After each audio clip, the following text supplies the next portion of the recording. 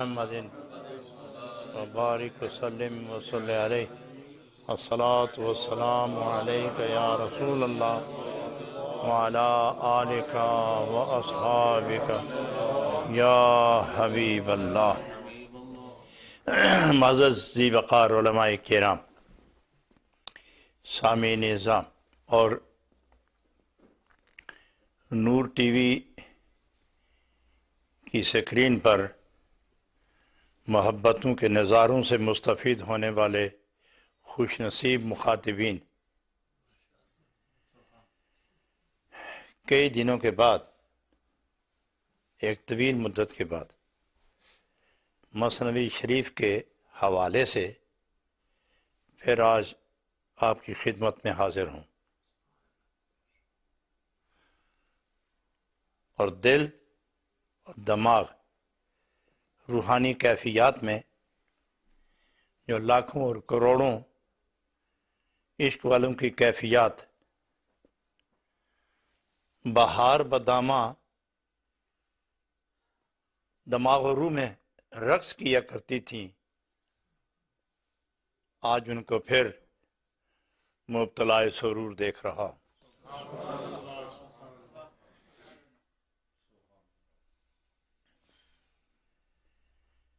معزز سامعین،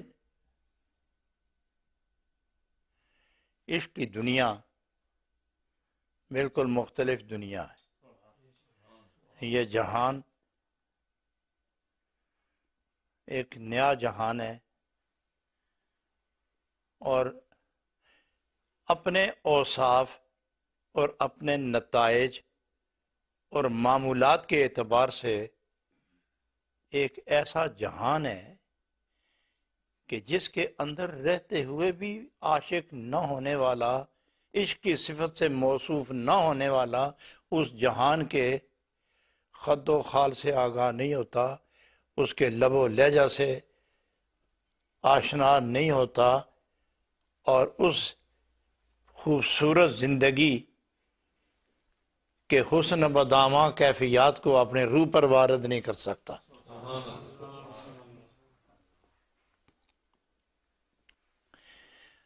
حضرت جناب رومی رئیس العشاق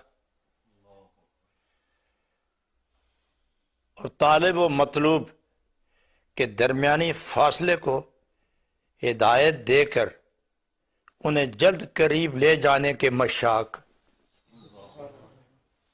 اور سوئی ہوئی انسانیت کو علم، ادب، عمل، عشق و اخلاص سے آراستہ کر کے واپس حصول مقصد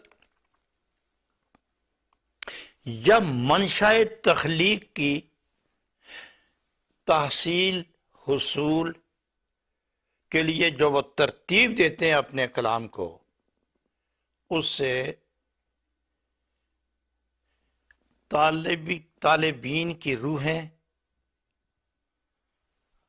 وہ منزل کے لیے بیدار ہو جاتی ہیں، اور جو سفر میں ہوتے ہیں ان کے حوصلے بلند ہوتے ہیں، اور جو قریب منزل ہوتے ہیں ان کی بشاشتوں کا ایک عالم آباد ہو جاتا ہے۔ یہاں بندہ اور بندہ نواز، یہاں خالق اور اس کی مخلوق میں سے بہترین طبقہ جو اس کی ساری تخلیق کا عظیم شاہکار ہے، مومن، ان دونوں کے درمیان اللہ رب العالمین اور بندہ، مسجود اور ساجد، عابد اور معبود، ان دونوں کے باہمی رابطے کو بندگی کے عنوان سے، لطافتوں کے اعتبار سے، منزل قرب پر پہنچانے کا جو وہ دستور پیش فرما رہے ہیں، آج اس کا ایک حصہ آپ کے سامنے پیش کیا جا رہا ہے۔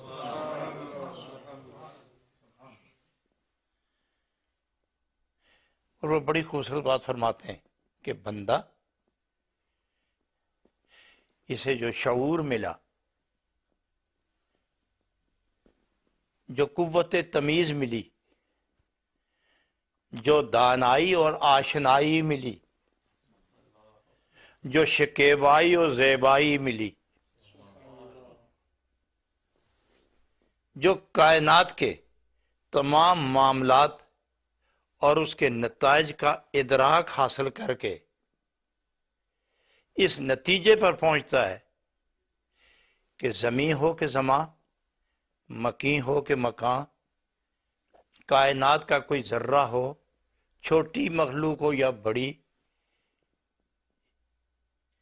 یہ ناممکن ہے کہ اس کا خالق موجود ہو کر اپنے خالقیت کے اثرات اس کے اندر ودیت نہ فرمائے۔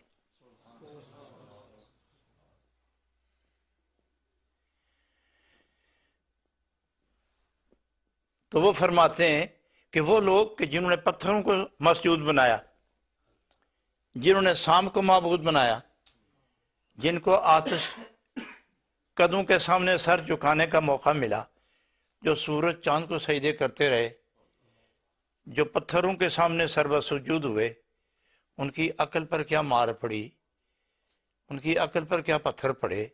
ارے اتنا بھی نہ سوچ سکے کہ یہ بھی مخلوق ہے، تم بھی مخلوق ہو، تم بولتے ہو وہ نہیں بولتے، تم سنتے ہو وہ نہیں سنتے، تم کھاتے ہو وہ نہیں کھاتے، تم دیکھتے ہو وہ نہیں دیکھتے، تمہیں کیا پڑی کہ اس کے سامنے سر زمین پہ رکھ کے اس کو اپنا معبود بنا جو تم سے کم تر ہے؟ چاہیے تھا کہ اپنے سے برتر تلاش کرتے، اپنے سے بدتر تلاش کر کے سر بسجود ہو گئے ہو۔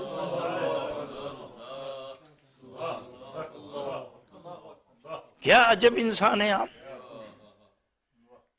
تو آؤ پھر دیکھتے ہیں کہ سب سے برتر کون ہے۔ زمین کی وسعتیں دیکھیں، کمال تو ہے، صدیوں انسان دوڑتا رہے تو زمین کی سرحدوں کو نہ چھو سکے۔ معلوم ہے کہ انسان کے زمین پھر تو اس سے بڑی ہے، اور صدیوں تو تیرتا رہے، سمندر کے ایک کنارے سے دوسرے کنارے پہ نہ پہنچ پائے۔ وہ بھی مخلوق ہے، یہ بھی مخلوق ہے۔ بظاہراً وہ قوی ہے، تم کمزور ہو، وہ تجھے ہڑپ کر سکتا ہے، تم اسے پینا چاہو تو چند گھونٹ کے بغیر تھک جاؤ گے، تیرنا چاہو تو راستے میں رہ جاؤ گے۔ اسے ہٹ کے دیکھو کہ انہی سمندروں کے درمیان میں ایک اور مخلوق کھڑی ہے کہ سمندر کے طوفان ٹکراتے کہ اس کو ریزہ ریزہ کر کے محو کریں گے، اور اس کے اوپر سے پانی گزرتا ہے اور تھوڑی دیر کے بعد وہی پہاڑ پھر ان کے درمیان کھڑا رہتا ہے۔ وہ بھی سخت ہے۔ پھر دیکھا کہ یہ پہاڑ اتنے قوی ہیں، اس کو بھی کاٹنے کے لیے دیکھا کہ ایک اور قوت ہے جو کاٹنے پہ آئے تو پہاڑ کو کاٹ کے رکھ دے۔ بلندی کی طرف نظر گئی تو دیکھا سورج، چاند، کتنی بڑی مخلوق ہے، مگر مخلوق ہے، اور آسمان عظیم مخلوق ہے، واقعی مخلوق ہے، نہ اس کی بلندی چھوا جائے اور نہ اس کی زمین کے ساتھ جہاں جا کے کنارے ملتے ہیں وہاں تک پہنچا جائے۔ تو اپنے سے بڑا تلاش کر کے جب کوئی یہاں پہنچتا ہے کہ اس کا بھی کوئی بنانے والا ہے، تو پھر نظر اور اوپر جاتی ہے، پھر نظر اور تحقیق کرتی ہے، پھر ملائک پر پہنچتی ہے کہ یہ خالق تو نہیں، یہ بھی تو مخلوق ہیں۔ وہ یاد نہیں آپ کو حضرت ابراہیم علیہ السلام کو کہا گیا یہ خدا ہے ہمارے، کیا ہے؟ ستارے۔ واقعی گئے تو اس کے بعد چاند آیا، سورج آیا، یہ ہمارے خدا ہیں۔ اچھا خدا خدا ہو کر غرق کیوں ہو گیا؟ خدا خدا ہو کر معدوم کیوں ہو گیا؟ خدا خدا ہو کر نامعلوم کیوں ہو گیا؟ جو اپنی جگہ کھڑا تھا کون اس کو لے گیا؟ اور جو نظر ہی نہیں آتا وہ کوئی اور ہے جو اس کو بھی لے گیا ہے۔ تو پھر فرمانے لگے انا لا احب الافلین، جو یوں جلدی غائب ہو جائے اس کے ساتھ بھی محبت کی جا سکتی ہے؟ لہذا وہ کو خدا کوئی اور ہوگا؟ تو دیکھا کہ زمین اور زمان، انسان اور حیوان، کائنات کا ذرہ ذرہ، اس کا کوئی خالق ہے۔ جو خالق ہے، ارے اس کے عرفان کیسے ہوگا؟ وہ کہاں ہوگا؟ اب انسان تلاش کرتا وہ کہاں ہوگا؟ ہے تو ہے نا، ہے کہاں ہے؟ کہاں ہے؟ تلاش کر کر کے کائنات تھک گئی، نہ اس کا سنا ہے، لوگ کہتے ہیں اس کا گھر بھی نہیں، مگر ہے، سنا ہے اس کا وجود ما بہل موجودیت کے اعتبار سے، اس کا وجود ہے۔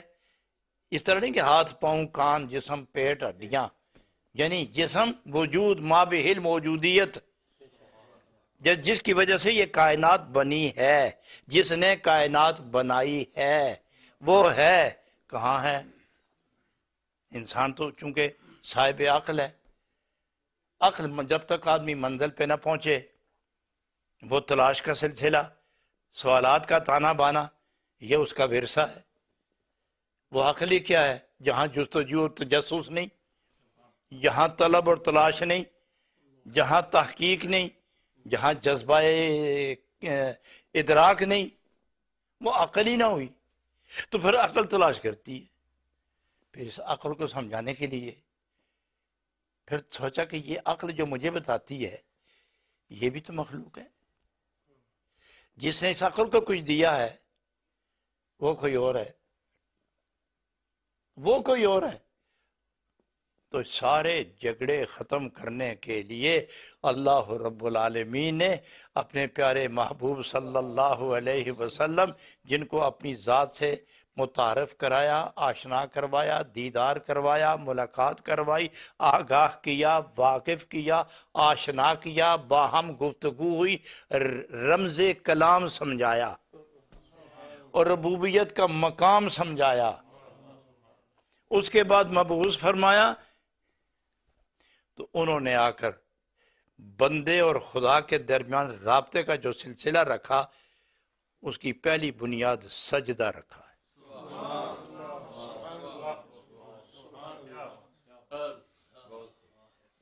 بنیاد عرفان کی اور وصال کی اور ادراک کمال کی اور منشاء تخلیق کی، تحصیل و حصول کے لیے جس کو وسیلہ بنایا وہ سجدہ ہے،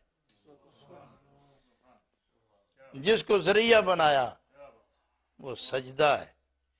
اور سجدہ عجز کا، انکسار کا، تذلل افتقار کا آخری نقطہ عروج ہے،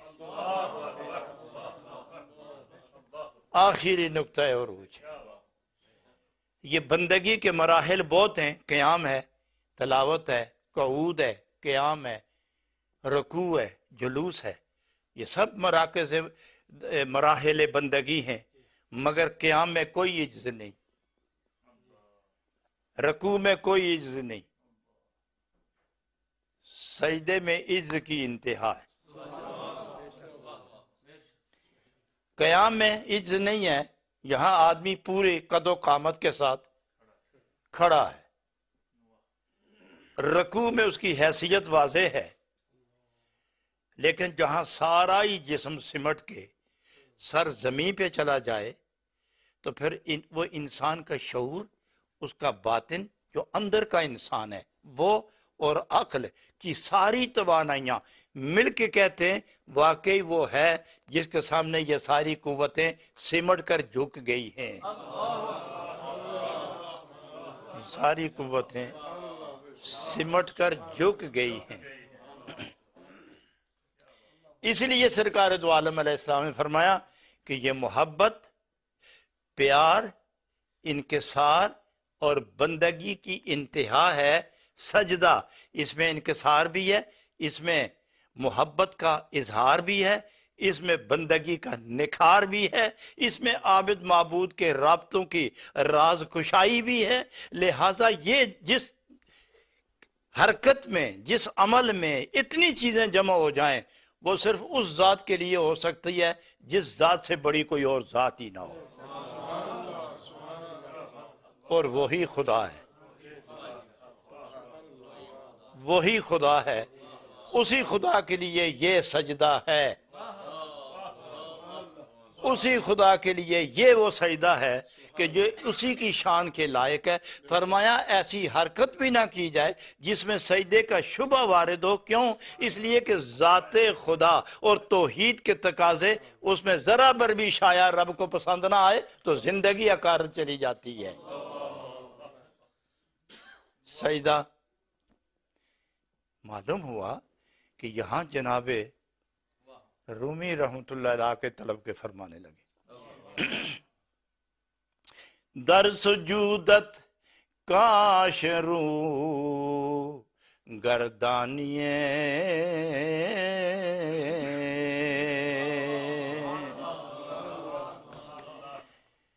در سجودت کاش رو گردانیے مانائے سبحان ربی دانیے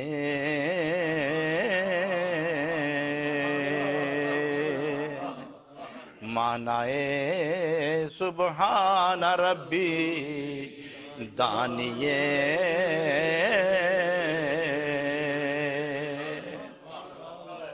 جناب رومی یوں لگتا ہے کہ ان کی روح پیرا دے رہی ہے سب پر، ان کی وہ باطنی، وہ کرامت اور ولایت اور عظمت کی وہ روح اپنی آنکھ سے آپ کو ملاحظہ کر رہی ہوگی۔ تو میرا خیال ہے ان کے حضور پھر اسی نغمہ سرائی کے ساتھ ان کے حضور پھر حاضری دیتے ہیں، در سجودت کاش رو گردانیے مانائے سبحان ربی دانیے۔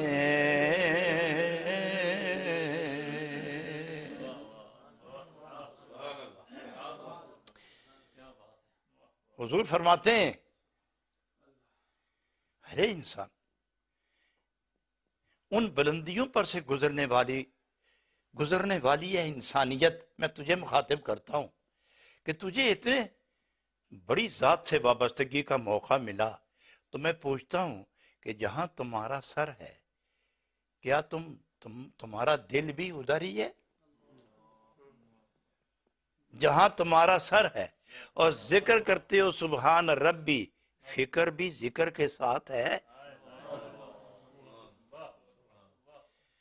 ذکر کا تعلق زبان سے ہے اور فکر کا تعلق عقل و روح کے ساتھ ہے، تو گویا جس ذکر میں فکر شامل ہو تو مفہوم یہ ہوتا ہے کہ زبان، عقل اور روح یہ تینوں اکٹھے ہو گئے۔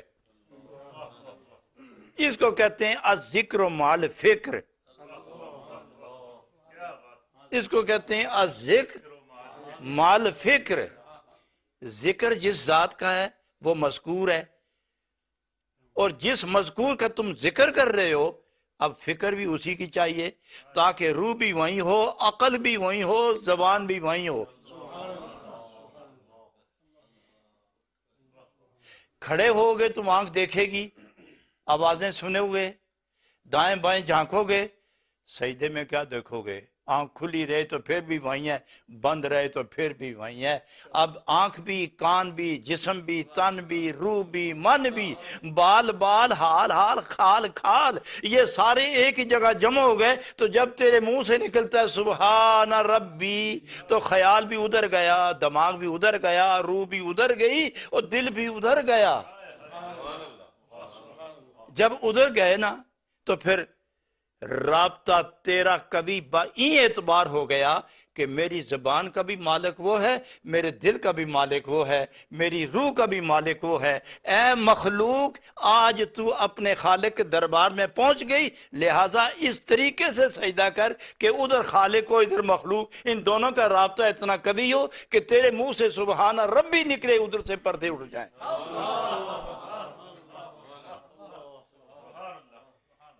تو یہاں وہ ارشاد فرماتے ہیں در سجودت کاش رو گردانیے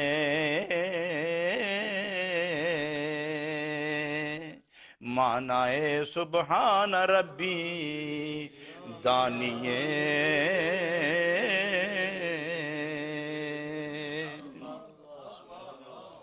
تو اس مرحلے پر جانا چاہتا ہے نا، تو سبحان ربی کا معنی سمجھ کے جا. پہلے سمجھ کے میں کہنے کیا لگاؤں، اور کس بارگاہ میں ہوں، کس ذات کے سامنے آیا ہوں، اور سبحان ربی میں کہہ رہا ہوں کس کے لیے کہہ رہا ہوں. در سجودت کاشرو گردانیے. یہی تو افسوس ہے کہ تو سجدے میں اس کی طرف تو متوجہ نہیں ہوا جس کے لیے تو نے سجدہ کیا ہے. جس کے لیے تو نے سجدہ کیا ادھر تو روگردان ہو گیا، متوجہ ہی نہیں رہا. کیوں؟ تجھے سمجھ ہی نہیں آئی کہ سبحان ربی کا معنی کیا ہے. سبحان ربی کا معنی کیا ہے؟ اللہ غنی. فرماتے ہیں جب کہو گے نا سبحانہ، تو مشرقین و مغربین، عرش و فرش، سرا سے سریا، مکان سے لا مکان، اللہ رب العالمین نے جتنا ہی حسن سبحان قائم رکھا ہے وہ سارے کا سارا خدا کی ذات پر قربان ہے. اور یہاں تو سبحان کہہ رہا ہے کس کو؟ ربی. ربی. اب یہاں نزاکت سنیے، نزاکت یا لطافت، کیفیت یا حقیقت. چونکہ نزاکت، لطافت، کیفیت اور حقیقت جب یہ اکٹھی ہوتی ہیں تو پھر معرفت ہوتی ہے، پھر عرفان کا مرحلہ کھلتا ہے. حضرات یہاں پر یہ عجیب بات فرمائیں، معنی سبحان ربی دانیے. جانو نا سبحان ربی کس کو کہتے ہیں؟ یعنی پاک ہے، سب پاکیزگی کا مستحق ہے. پاکیزگی کی جتنی لطافتیں، تعبیریں، حکمتیں، حقیقتیں ہیں، اس کا مستحق کون ہے؟ بس وہ ربی جو میرا رب ہے.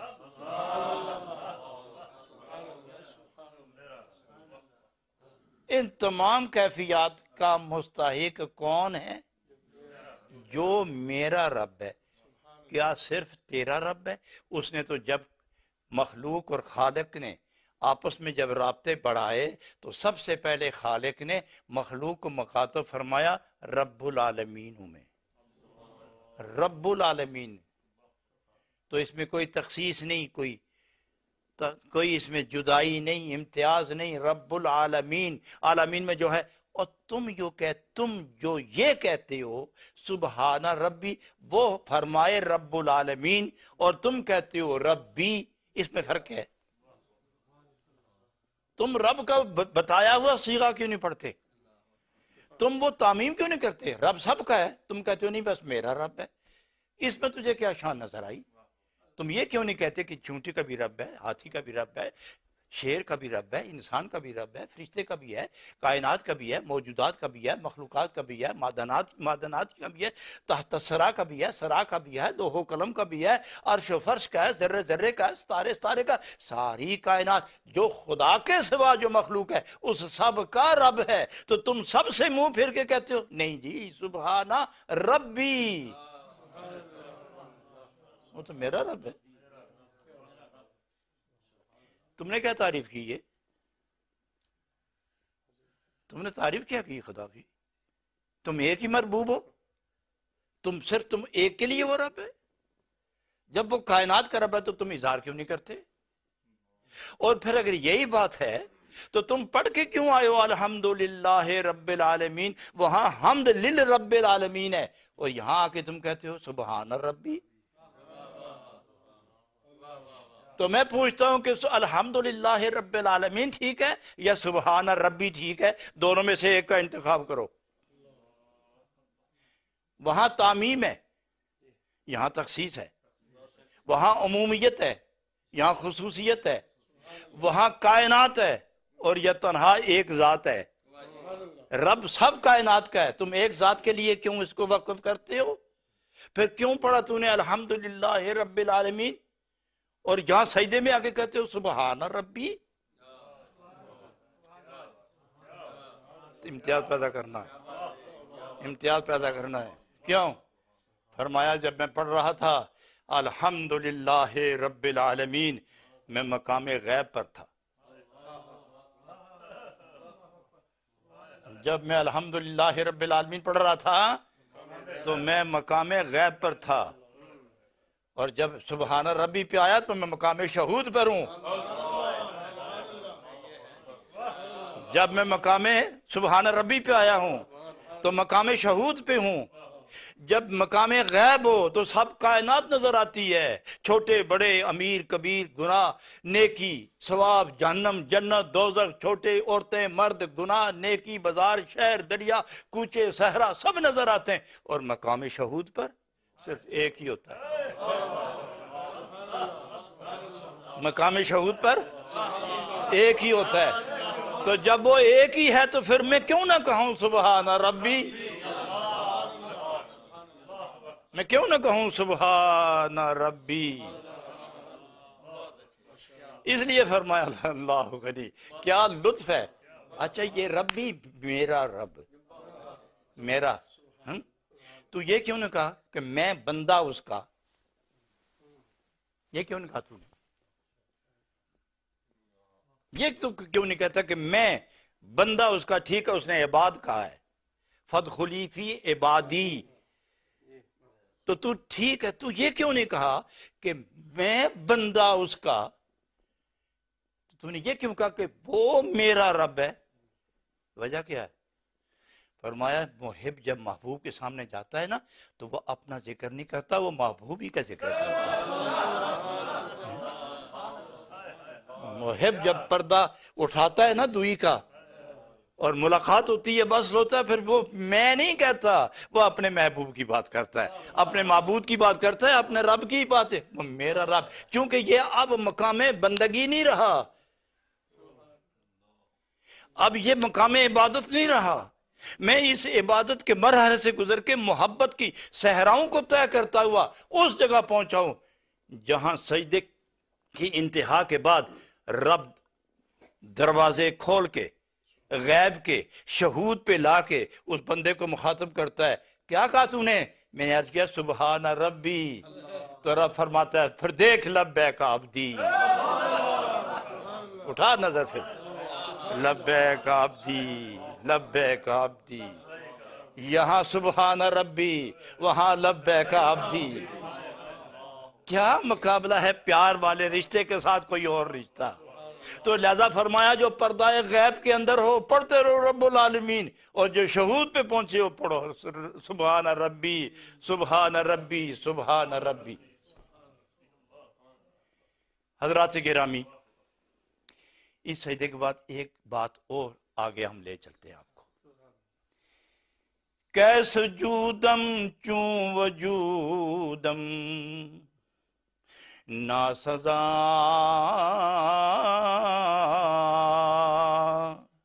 مر بدی راتو نے کوئی دے سزا.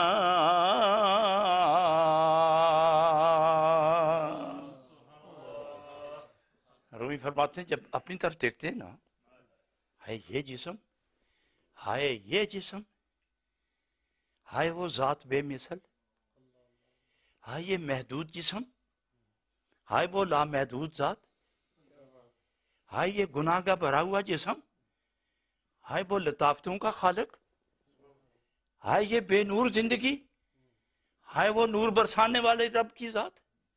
کیا جوڑ ہے اس کے درمیان، کیا جوڑ ہے اس کے درمیان. جس طرح جسم بیکار ہے ہمارے سجدے بھی بیکار گئے، جس طرح جسم بیکار ہے ہمارے سجدے بھی بیکار گئے. اب فرماتے ہیں جناب رومی عرض کرتے ہیں اللہ کریم ہمارا جسم اور ہمارے سجدے، ہمارے سجدے اور ہمارا جسم، جسم اور سجدے، سجدے اور جسم، یہ دونوں بیکار ہیں، لیکن ہیں کس کے لیے؟ یہ ہیں کس کے لیے؟ یہ ہیں کس کے لیے؟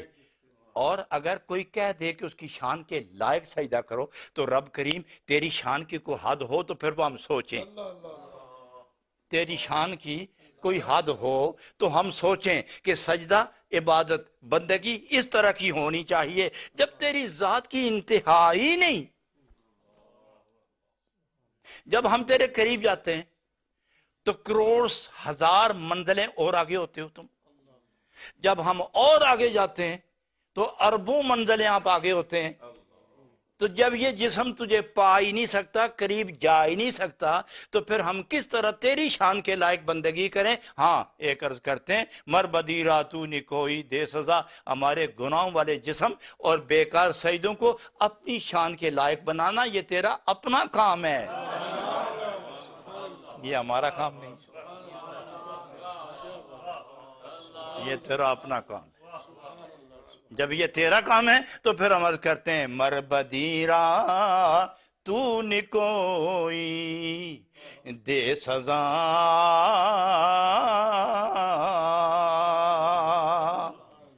ہمارے گناہوں کو بھی اب نیکی بنا دے۔ اللہ کریم تو نے ایک دفعہ تو فرمائی دیا تھا نا، اور تو اس پر قائم ہے، تو ہماری طرح تھوڑا ہی ہے کہ بدل جائے، نہ تیرا کلام بدلے، نہ تیرا نام بدلے، نہ تیری عادت بدلے، نہ تیرا کرم بدلے۔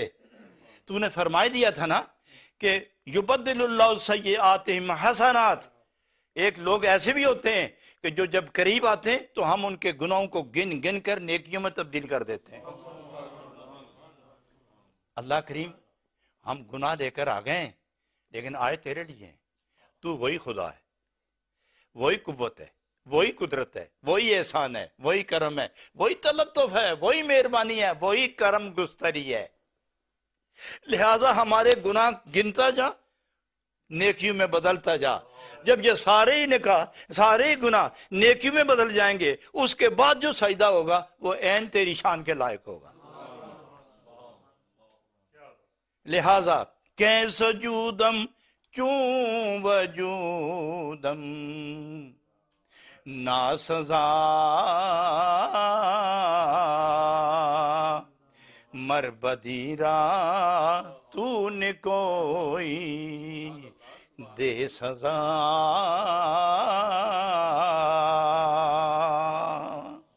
لہذا ان سجدوں کے بدلے، اس رکوع کے بدلے، زندگی کے بدلے ہم نے عقل، ہم نے روح، ہم نے زبان، ہم نے نگاہ، اپنے کان، اپنا جسم، اپنا دل، اپنا دماغ، یہ سارا اکٹھا کر کے ایک سجدے میں سمیٹ کر ساری کائنات حیات، ساری کائنات حیات سمیٹ کے ایک سجدے میں تیرے سپرد کر دی ہے۔ نیکی ہے نہیں سمجھے ہم، بدی ہے نہیں سمجھے ہم، تو اپنا کرم دیکھ، تو اپنا کرم دیکھ، ہماری بدیوں کو بھی نیکی بنا کر اس سجدے کو وہ سجدہ بنا جس سے تو راضی ہو جائے۔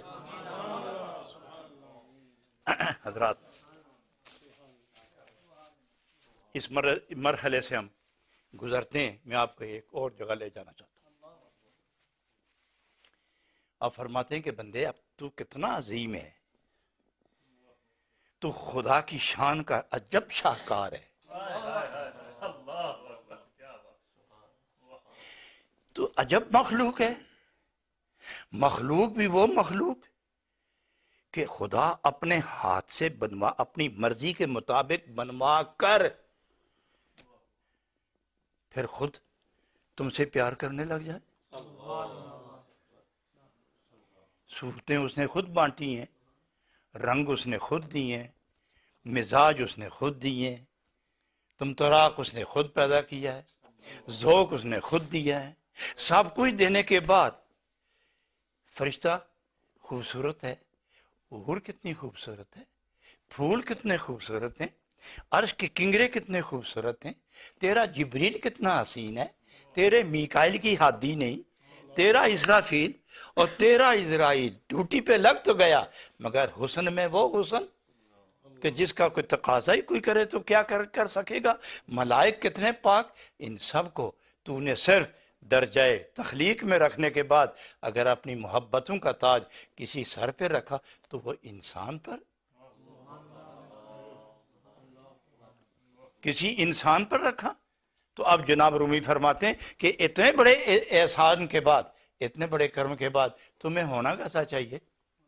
اب وہ اتر آئے، واپس آ گئے، اب وہ قرب کی منزل دکھا کے، وہ نشہ پلا کے، وہ لطیف وادیوں کا سیر کروا کے، نشہ چکھا کے یا پلا کے اب آپ کو واپس لائے ہیں، تو آپ نصیحت دیتے ہیں کہ اب تمہیں ہونا کیسے چاہیے، اب تمہیں رہنا کیسے چاہیے۔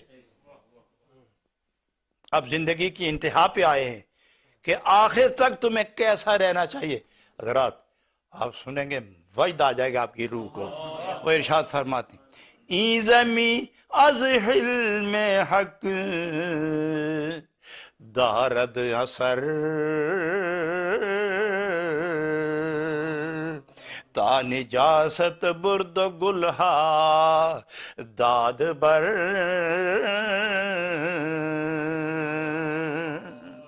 دیکھا آپ نے کہ خدا نے سب جان بنایا نا، کچھ اس کو نہیں مانتے، اس نے پکڑ کے لٹکایا ان کو، رزق نہیں دیا۔ حق کیا بنتا ان کو رزق دینے کا؟ فرمایا اس لیے کہ میں نے پہلے کیا تھا کہ میں رب ہوں، میں پہلے کیا دیا تھا رب ہوں، اور رب ہوتا ہی ہوا ہے کہ جو کسی معاوضے کے بغیر عنایت جاری رکھے، جو کسی معاوضے کے بغیر عنایت جاری۔ اب چھوٹا بچہ ہوتا ہے، چھوٹا بچہ چھوٹا، ماں اس کی خدمت نہیں کرتی تو یہ پکاتے نہیں کما رب یعنی صغیرہ۔ کس طرح ربوبیت کا وہ ایک درجہ طے ہو رہا ہے، بچے نے دیا کیا،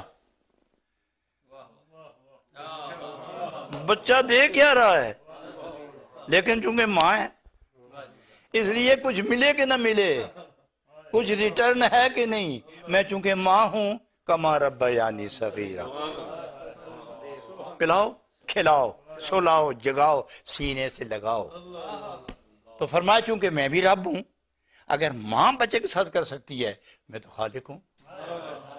نہیں مانتا نہ مانے، میرے خالق ہونے میں کچھ شک آ گیا کسی کو؟ میں نے اپنا کام کرنا ہے، وہ اپنا کام کرے۔ ہاں جب اپنے اور بیگانے سب جمع ہو جائیں گے اس دن ہم اعلان کر دیں گے وامتاز الیوم، اس دن اعلان کریں گے اب گٹھے نہیں آؤ، وہ مہلت جو میں نے دی تھی وہ ختم ہو گئی ہے۔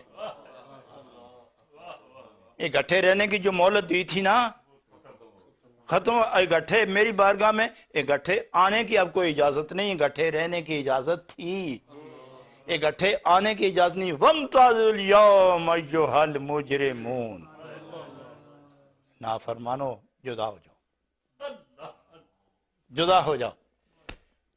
لیکن یہاں دنیا میں اللہ کا حلم ہے، اس کو حلم کہتے، برداشت، برداشت کرنا، اثر نہ لینا، نافرمانی کا اثر نہ لینا، برداشت کرنا، درگزر کرنا، اسے حلم کہتے۔ تو جناب رومی فرماتے ہیں کہ انبیاء کی بات نہیں کرتے ہم، وہ بہت بڑی ذات ہے اللہ کے بعد، ہم چھوٹی مخلوق کا ذکر کرتے ہیں۔ یہ زمین کو بھی تو اللہ نے حلم دیا ہے، اس زمین کو اللہ نے اپنی صفات حلم میں سے ایک کرن عطا فرمائی ہے کہ یہ بھی کتنی بردبار ہے، ہم اس پر کتنی غلاظت ڈالتے ہیں یہ کھا جاتی ہے، کتنی غلاظت ڈالتے ہیں پی جاتی ہے، کتنی مصیبت گراتے ہیں صبر کرتی ہے، اور اس کے بدلے میں پھول اگاتی ہے۔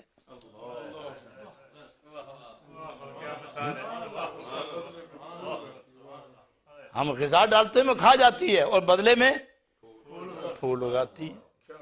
ارے تمہارا عمل ہو رہا ہے میرا عمل ہو رہا ہے، ہم بدی لے کر بھی خوشی دیتے ہیں، ہم بدی لے کر بھی ہم خوشی دیتے ہیں۔ اور انسان زمین بن، اے انسان زمین بن، چونکہ پانی یہی ہے، خزانے یہی ہیں، لال یہی ہیں، موتی یہی ہیں، جواہرات یہی ہیں، یاقوت یہی ہیں، فصل یہی ہے، انسان یہی ہیں، کائنات یہی ہیں، تو زمین بن کے دو جہان کی خزانے تیرے اندر سما جائیں۔ پھر عادت کیسی ہو؟ فرمایا حلم والی، اس پہ غلاظت ڈالتے ہو، کبھی اس نے کچھ نہ کی، خاموش رہی، اس کو جذب کر لیا، اسی جگہ سے واپس اس نے پھول دیے۔ معلوم ہوا ہے انسان تجھے کو برائی پہنچائے تو نیکی پہنچا، تجھے کو برائی پہنچائے تو نیکی پہنچائے، کوئی گال دے تو دعا دے، کوئی برا کہے تو حسن پیش کر، اور جبر کرے تو صبر کر، کوئی جبر کرے تو صبر کر، اور کوئی زیادتی کرے محبت کر۔ اور اس لیے حکم احسن الی من اساء، جو تم سے برائی کرے اسی کے ساتھ نیکی کا مظاہرہ خلق رسول کی ایک جھلک ہے۔ ادھر خدا ہے اور خدا کا علم، ادھر نبی ہے اور نبی کا خلق، تم ان دونوں کے درمیان ہو، خلق نبی اور علم خدا۔ کیا کرو گے؟ برائی آئے تو نیکی دے دو۔ اور پھر نبی پاک علیہ السلام نے سمجھایا تو کس طرح، کس پیار سے؟ تم مسلمان ہو؟ واقعی انا اول المسلمین، آپ میرے ماننے والوں مسلمان ہو۔ مسلمان کی تعریف کیا ہے؟ من سلم المسلمون، جس کی زبان تنگ نہ کرے، جس کی زبان دکھ نہ دے، اور جس کا ہاتھ شفقت بن جائے، اور جس کا ہاتھ سخاوت بن جائے، اور جس کی دولت معاونت بن جائے، اور جس کا قلم برائی کو قلم کر دے، جس کا قلم برائی کو قلم کر دے۔ یہ کون ہے؟ یہ مسلمان۔ دولت سے فائدہ، زبان سے فائدہ، علم سے فائدہ۔ معلوم ہوا کسی کا دل دکھانا، اب یہ تخصیص نہیں کہ کون ہے کس کا دکھائیں اور کس کا نہ دکھائیں، یہ تو نہیں فرمایا، کسی کا بھی نہیں فرمایا، کسی کا بھی نہیں، کسی کا بھی نہیں، کسی کا بھی نہیں۔ البتہ تخصیص آگے جا کے فرمائی کہ جو اللہ اور اللہ کے رسول کا تمہارے سامنے علل اعلان انکار کرے فَلْيُغَيِّرْهُ بِيَدِهِ، جو اللہ اور اللہ کے رسول اعظم صلی اللہ علیہ وسلم کا اعلانیہ انکار و اہانت کرے فَلْيُغَيِّرْهُ بِيَدِهِ، اس کی گردن پر ہاتھ رکھو، اور اگر طاقت نہیں تو پھر زبانی سے کچھ کہہ دیا کرو، اور بِلِسَانِهِ، اور اگر بول بھی نہیں سکتے اور بِقَلْبِهِ، تو دل سے تو برا جان دیا کرو، لیکن جو تمہیں چھیڑتے نہیں انہیں مت چھیڑو، جو تمہیں چھیڑتے نہیں انہیں مت چھیڑو، جو تمہیں تنگ نہیں کرتے جنگ نہ کرو، جو تمہیں گالی نہیں دیتے گالی مت دو، اور ان میں سے اگر کوئی تمہیں برا کہنے لگے خلق رسول سامنے رکھو، پھول پیش کرو، پھول پیش کرو۔ یہی خلق رسول ہے، اور یہی دین کی روح ہے، اور یہی مغز اسلام ہے۔ حضرات ایک بات عرض کر کے میں اسے اب اختصار دینا چاہوں گا۔ حضرت امام اعظم رضی اللہ تعالی عنہ کو ایک شخص گالیاں دے رہا تھا، تو ان کے ساتھ دو شاگرد بھی تھے۔ وہ باوفا شاگرد تلمیذ، انہیں بار بار جب وہ غیظ و غضب آتا تو جسم کے اندر ایک حرکت پیدا ہوتی، تو امام اعظم روک دیتے، تم اپنے آقا کے ساتھ ہو، گالیاں مجھے دے رہے ہیں، بگڑتے تم ہو، برا مجھے کہتے ہیں اکڑتے تم ہو، کہتے مجھے ہیں لڑتے تم ہو، مجھے دیکھو، آؤ۔ اپنے مکان کی دہلیز تک پہنچے تو کھڑے ہو گئے، رخ پلٹ کے اس بدگو کی طرف متوجہ ہوئے تو فرمایا کہ اب یہ میرا گھر آ گیا ہے، اب میں اندر جانے لگا ہوں، تجھے کچھ سنانا ہو تو سنا دو، میں گوارا نہیں کروں گا کہ تم ارمان لے کے جاؤ کہ کچھ باتیں رہ گئی، میں یہ گوارا نہیں کروں گا، مجھے افسوس ہوگا کہ آپ کی مراد پوری نہیں ہوئی، میں کھڑا ہوتا ہوں، کہہ دو جو کہنا ہے۔ تو انہوں نے کہا ہاتھ آگے کریں، آپ نے ہاتھ دیا، ہاتھ پہ ہاتھ رکھ کے توبہ کی۔ عمر بھر کا غلام ہوا کہ میں صرف یہ دیکھتا تھا کہ جو فنا فی الرسول اور فنا فی اللہ ہوتے ہیں وہاں علم اور خلق دونوں ہوتے ہیں، اور ان کے دل سمندروں کی طرح ہوتے ہیں۔ میں یہ آزما رہا تھا، خدا میرے گناہ معاف کرے، آپ میرے دنیا میں بھی آقا ہیں، میرے قیامت میں بھی آقا ہیں۔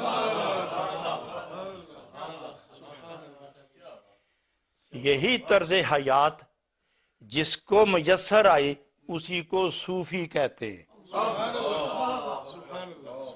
اسی کو صوفی کہتے ہیں۔ اور صوفی کا یہ قانون ہے کہ مجرم ادھر بیٹھا ہو تو رخ دوسری طرف پھیر کے کہانی چھیڑ دیتے ہیں، ادھر بیٹھا ہو تو دوسری طرف رخ کر لیتے ہیں، ایسا نہیں ہو جائے، ایسا نہیں کرنا چاہیے، ایسا نہیں کرنا۔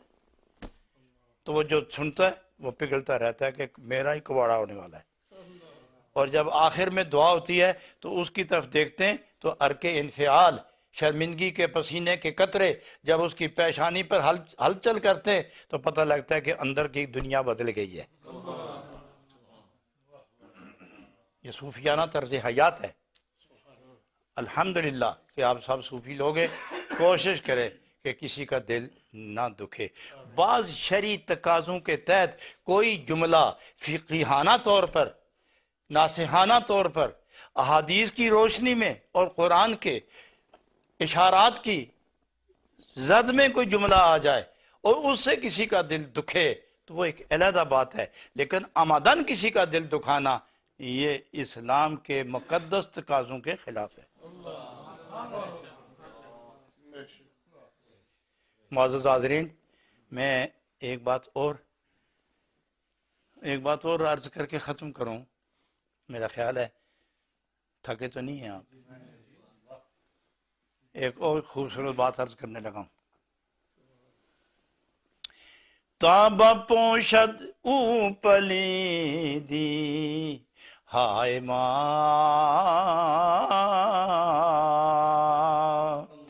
در عوض بر روید ازو در عوض بر روید از وے غنچہاں۔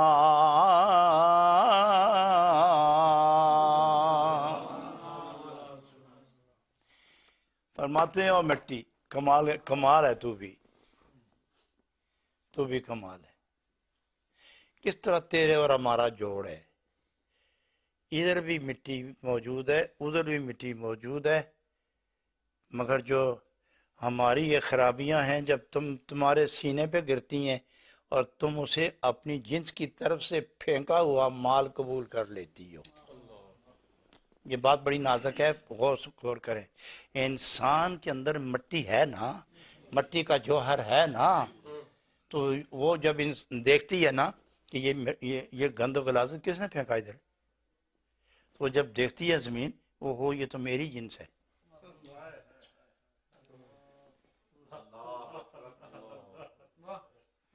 ذرا کہ اتنے کر گیا میری جنس ہے، پورا ٹوکرا سٹ گیا اتنے، یہ تو کوئی میری اپنی جنس ہے۔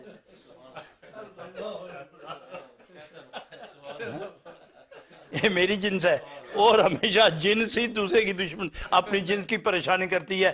بے صبری اور ظلم اور دجل و فریب ادھر ہی ہوتا ہے۔ فرمایا تو میرا ہو کے میرا نہ بنیا، میرا ہو کے تو میرا نہ بنا، مجھ پہ ہی غلاظت گرا دی۔ اچھا، چونکہ تم جز ہو میں کل ہوں، تم جز ہو میں کل ہوں، کل بھی جز کی طرح کچھ کرے کہ میں وہی غلاظت اٹھا کے تم پہ پھینک دوں، کیا فرق رہا تم میں اور کیا فرق رہا مجھ میں؟ میں اپنی جز کو جو اتنے عرصہ اپنے سر پہ اپنے سینے پہ اٹھائے رکھا ہے، تو تم سے جو کچھ گرا ہے ہم اس کو بھی قبول کرنے کے بعد اسی جگہ سے تیرے عمل کے بدلے میں اپنا عمل دکھاتے ہیں، وہاں پھولوں کا شگوفہ اور غنچہ پیدا کر دیتے ہیں۔ اور تمہیں یہ بتانا چاہتا ہے کہ اگر میں یہ کر سکتی ہوں تو تم میری جز ہو، تم بھی اس طرح کرتے رہنا۔ مجھ پر فرض نہیں،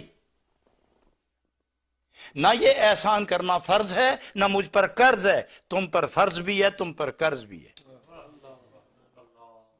اس لیے کہ میں صرف مٹی ہوں، اور مٹی ہو کے پھر زمین ہوں، اور تم مٹی کا جوہر ہو کے پھر انسان ہو، انسان ہو کر خلیفہ ہو، انسان ہو کر خلیفہ ہو، اور اگر تم خلیفہ نہیں بھی تو خدا کی قدرتوں اور محبتوں کا شاکار اور اس کی رضا کا ذمہ دار اور اس کی حکمتوں کا آئینہ دار ہے۔